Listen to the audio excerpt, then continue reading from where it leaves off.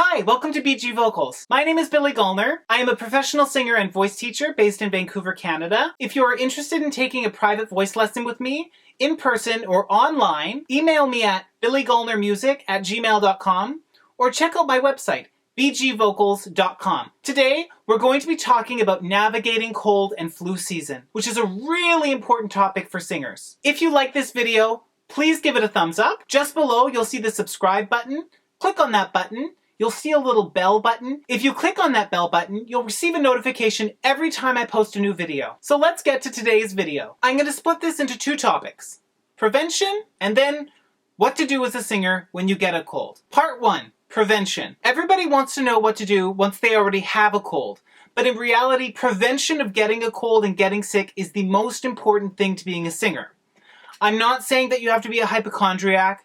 In fact, I don't want you to become a total germphobe. I just want you to be aware of a couple of things you can do to help improve your immune system and prevent you from getting sick. A cold is an upper respiratory tract infection, or a URI. The larynx, which houses the vocal folds, or our voice box, is a part of the upper respiratory tract. So when you get sick, it's going to impact your voice. Step 1 for preventing yourself from getting sick is to boost the healthy gut bacteria. Gut bacteria are referred to as microbiota. Most of these gut bacteria are found in your intestines. Your gut bacteria are one of your first lines of defense against getting sick. Eating natural foods that are very high in fiber are really good for your gut bacteria. So basically, eat your fruit and vegetables. For me, the holy grail of keeping your gut bacteria healthy is fermented foods. This is your yogurts, your kombuchas, your kefir, your tempeh. I personally love kefir. Kefir is a fermented dairy beverage that is full of probiotics. About twice a week, I have a healthy gut bacteria smoothie.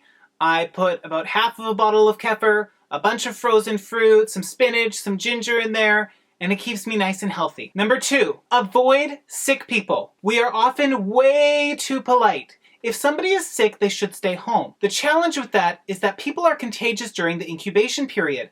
And this is the period when they don't really realize that they're sick. By the time someone's symptoms are full-flown, they're actually far less contagious than they are during the incubation period. In the incubation period, that's when people feel tired, sleepy, and sneezy. So when people are sneezing, that's when they're the most contagious. Unfortunately, that's most of the time when people think, oh no, I'm going to be fine, I'm just going to push through. I lived in the United Kingdom for 2 years, and I took the tube in London to get to and from work at the university I was teaching at. When you are packed in the tube like sardines, if somebody would sneeze near me, I would move. Avoid sick people. I know that seems obvious, but a lot of times we're like, oh, that would be rude if I got up and walked away from this person just because they sneezed. Take care of your voice, take care of your health, move. You'll probably never see that person again. If you made plans with a friend and they tell you that they're feeling a little under the weather or they're sneezing a lot, reschedule the plans. Number 3, wash your hands before you eat or drink anything. During the cold and flu season, you don't know who's touched their nose and then touched a door handle. And so before you put anything inside your system, just quickly wash your hands. If you can't wash your hands, use a little bit of hand sanitizer. Number 4, never touch your face, and especially do not touch your eyes. You don't want to put the germs directly on your face or your eyes. The best way to get sick really quickly is to take whatever germs are on your hands and rub them into your eyes.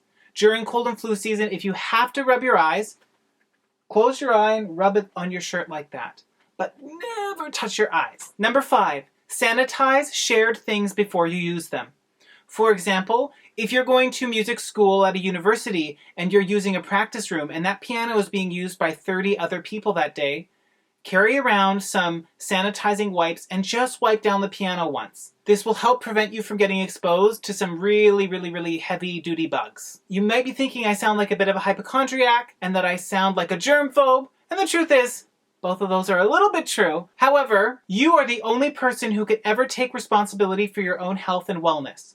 We're all going to get sick a couple of times a year, so I'm not blaming anybody for getting a cold. However, if you are not taking the correct actions to prevent cold and flu viruses, you are definitely not taking the correct actions to take care of your voice. Now, what do you do once you're already sick? Unfortunately, this is where I receive messages where people are in a state of panic. They have an important audition coming up, or a huge performance, and they don't want to cancel.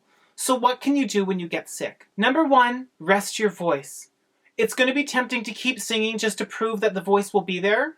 Unfortunately, when you have an upper respiratory tract infection, your voice isn't going to want to hold out for super long. So rest your voice as much as you can. This includes speaking. The singing voice is an extension of the speaking voice. So if you're sick, you need to rest your speaking voice as well. Number 2, take care of yourself. Use your common sense. Drink lots of water, eat lots of fruits and vegetables, and get lots of sleep. When you're sick is not a good time to go out partying. Rest. Number 3, do semi-occluded vocal tract exercises. When we get sick, our voice drops.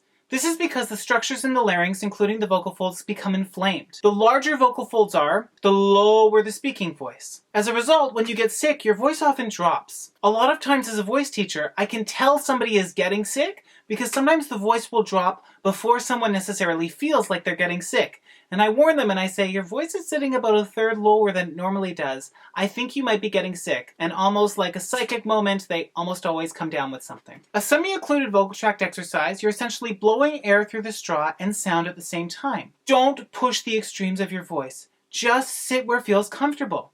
If your voice is sitting especially low, buzz low.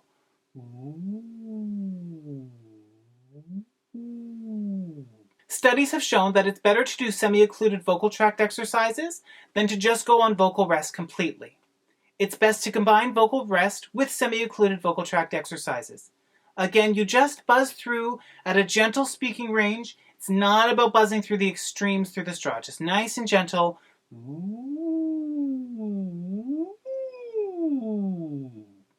And that will help the healing process. I would recommend that you do this for about 10 minutes in the morning and about 15 minutes at night before you go to bed when you're sick. Number 4, be careful that the medications that you're taking aren't making things worse. A lot of cold and flu medications are marketed saying that they can stop the symptoms. The way that those medications work is that they dry out all of the mucous membranes in the upper respiratory tract. The problem with that is that the outer layer of the vocal folds, known as the epithelium, is made of mucous membrane. We need our vocal folds to be moist because they hit together hundreds to thousands of times per second, depending on what pitch we're on. When the vocal folds get dried out, you're at increased risk for vocal fold hemorrhage, vocal fold nodules, polyps, and many other problems. Often when people get sick, they take something like Tylenol Cold with mucus relief in it, and they lose their voice completely. Luckily, there's a wonderful resource on the National Center for Voice and Speech's website where you can check all of your medications to make sure that what you're taking isn't going to negatively impact your voice. It's also important to note that those medications might relieve the feeling of the symptom, but you're still sick. It's better off to sort of rough it through and blow your nose a lot like a normal human being when they get a cold than to take something, eliminate the symptoms, and then tire your voice out. Number 5, if you have to perform, alter your performance. You don't want to risk serious vocal injury by overdoing it when you're sick. I've had to perform when I'm sick, and I always make last-minute changes. I will go through and change the keys of songs if I need to.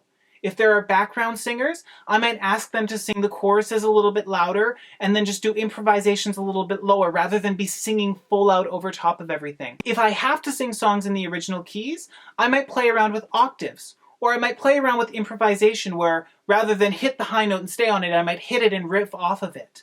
These are ways that as a professional that you have to work around, okay, well I have this really important gig, and if I cancel the gig, that might negatively impact my ability to work with those producers of that show again in the future. So how can I make this work? And always remember, you are the only person that can take care of your voice. If it hurts, stop. Don't push through. Even if that means that you have to cancel a show and let some people down, I always recommend that you should rest your voice and wait to perform until you're in better health. One important thing that people don't consider is that the audience doesn't necessarily know that you're sick. And even if you announce that you're getting over something or that you're currently sick, people who are non-singers don't understand how that impacts the voice. So if you're not in good voice and you're more likely to be flat the whole evening or have pitch issues or sound tight or hoarse, there is a possibility that that audience's first impression of you as an artist is not going to be very high. So weigh out the pros and cons. If you have to perform, definitely modify your performance. Take your vocal load down as much as you can. Thank you so much again for joining me today. Once again, my name is Billy Gollner. If you are interested in taking a voice lesson with me online or in person in Vancouver, my email address is billygollnermusic@gmail.com. or you can check out my website, bgvocals.com. Please click that like button and subscribe. It would mean a lot. In the comments below, if there's something you would like me to cover in a future week, let me know. If you have any questions, I will respond. Thank you so much, and like always, peace!